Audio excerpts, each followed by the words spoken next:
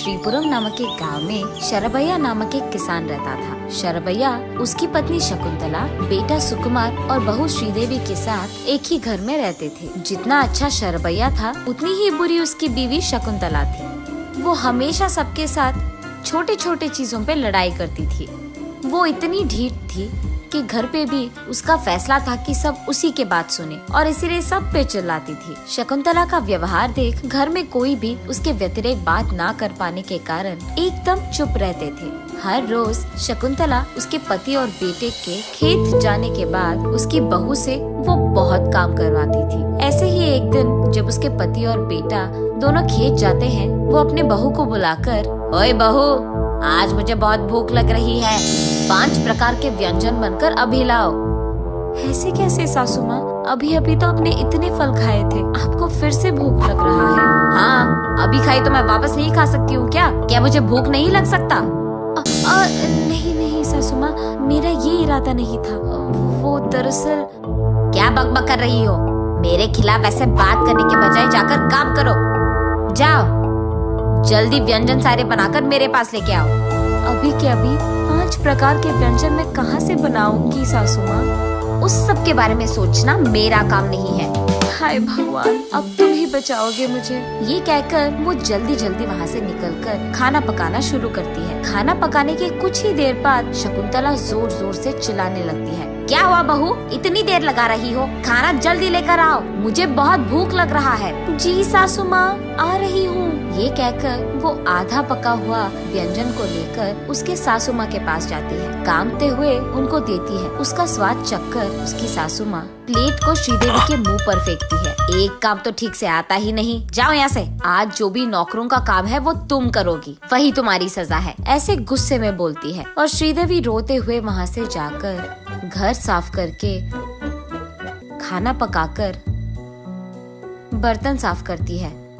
थकान के कारण उसे बहुत भूख लगती है। रसोई घर में जाकर जैसे ही खाने लगती है, शकुंतला वहाँ आकर, ए, क्या कर रही हो? ऐसे चिल्लाती है। सासू माँ, वो भूख लग रही थी तो मैंने सोचा खा लूंगी। आज तुम्हें खाना नहीं मिलेगा, पहले काम सारे खत्म करो। एक भी काम नहीं करी और खाने आ गई बड़ी, ऐसे कहती है। आज से जब तक मैं कहूँगी तुम खाओगी नहीं और काम रोकोगी नहीं, समझे? ऐसे उसे हुक्म करती है। ऐसा नहीं है सासू माँ, काम तो सारे खत्म हो गए, बहुत कमजोर लग रहा था तो इसीलिए। घर के काम करोगे तो हो जाएगा, बाहर के काम कौन करेगा? आओ, बाहर खड़े पशुओं को खाना डालो, उसके बाद उनके गोबर को निकालकर डस्टबिन में फेंक दो, उसके बाद कुएं से पानी निकालकर पशु को डालो। ये सारे काम देकर शकुंतला वही खड़ी रहती है। शकुंतला के कहे सारे काम करने के बाद श्रीदेवी शकुंतला के पास जाकर दुख में बोलती है, आपके कहे सारे काम खत्म कर दिया है मैंने सासू माँ। हाँ, सारे काम कहाँ खत्म किए तुमने? जाओ, जाकर खेत में उन दोनों को खाना देकर आओ, ऐसे कहती है। ये सुनकर श्रीदेवी दुख में, ठीक है सासू माँ, ऐसे कहकर खेत में काम कर रहे उसके पति और ससुर के पास जाती है। उन दोनों को खाना परोसकर उनका खाना खत्म होने तक वो वही इंतजार करती है।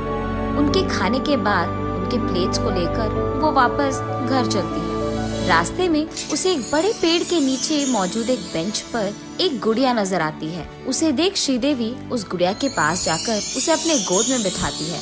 अरे वाह, ये तो बहुत सुंदर है, लगता है कोई उसे यहाँ छोड़ के गया। ऐसे सोचते हुए उसे उसके सारे मुश्किलें याद आती है। हाँ, न जाने क्या है मेरी जिंदगी, क्या से क्या बन गया, न जाने मेरी जिंदगी कब बदलेगी और मैं कब खुश रहूंगी। ऐसे सोचते हुए वहाँ से वो उस गुड़िया को लेकर वापस घर चली जाती है। अगले दिन उसी दुख में उस गुड़िया को अपने गोद में बिठाकर सोचते रहती है श्रीदेवी। इतने में शकुंतला, ए बहू, कहाँ हो तुम? आज भी मैंने नौकरों को आने से मना कर दिया, इसीलिए आज भी तुम ही को सारे काम करना पड़ेगा। कहाँ मरी बैठी हो तुम? ये सुनकर शरभैया, क्या बहू से काम करवा रही हो? तुम पागल हो गई हो क्या? क्या हुआ जी, आवाज ऊंची हो रही है आपकी? दुख हो रहा है कि आपको मैंने काम नहीं बोला? आपको भी बोल दूं? नहीं नहीं शकुंतला, मेरी बात तो सुनो। घर के नौकरों को आने से मना करके बहू से ये सारे काम करवाना अच्छा नहीं लग रहा है। किससे क्या काम करवाना है ये मुझे बहुत अच्छी तरह से पता है। आपको सलाह देने की कोई जरूरत नहीं है। जाओ, जाकर खेती करो, वरना चुपचाप यही बैठ जाओ, ऐसे कहती है। उसकी बातों के व्यतिरिक्त बात ना कर पाने के कारण शरभैया चुपचाप वही बैठ जाता है। इतने में गुड़िया को लेकर श्रीदेवी वहाँ आती है। क्या हुआ सासू माँ, आपने बुलाया? ऐसे कहती है। घर के सारे काम छोड़कर ऐश कर रही हो? मेरे सारे काम अगर ये करेगी ना तब पता चलेगा इसको कि कितना मुश्किल है, ऐसे श्रीदेवी मन में सोचती है। और बस उसके हाथ में मौजूद गुड़िया धीरे से रोशन करती है। ये क्या, ये कहाँ की रोशनी है? ऐसे उसे देखते ही रहती है कि इतने में उसके सामने बैठी शकुंतला कुर्सी से उठकर घर साफ करके पशु को खाना देकर बर्तन साफ करती है। खाना पका के ये सब देख श्रीदेवी को लगता है कि कोई जादू है। एक के बाद एक सारे काम करती हुई उसकी सास को देख श्रीदेवी चौंक जाती है। सारे काम करने के बाद शकुंतला थक जाती है। भूख लगने के कारण वो रसोई घर में जाकर खाना खाने की कोशिश करती है और बस हाथ में उसका प्लेट उसके मुंह पे खुद गिरता है। इस सब जादू को देख, अरे बहू, कहाँ हो तुम? जो काम मैंने तुमको दिया है वो सारे तो मैं ही कर रही हूँ। ये कौन सी माया है?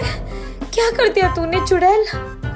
ऐसे कहती है। मैंने कुछ नहीं किया सासू माँ, लेकिन अंदर ही अंदर वो बहुत खुश होती है और उसे समझ में आता है कि शायद ये सब उस जादुई गुड़िया का ही काम है।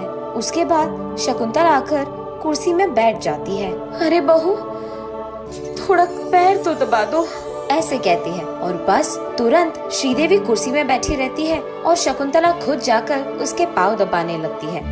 हाय भगवान, ये कौन सी माया है? जो काम मैं तुझे बोल रही हूँ वो तो मैं खुद कर रही हूँ बहू।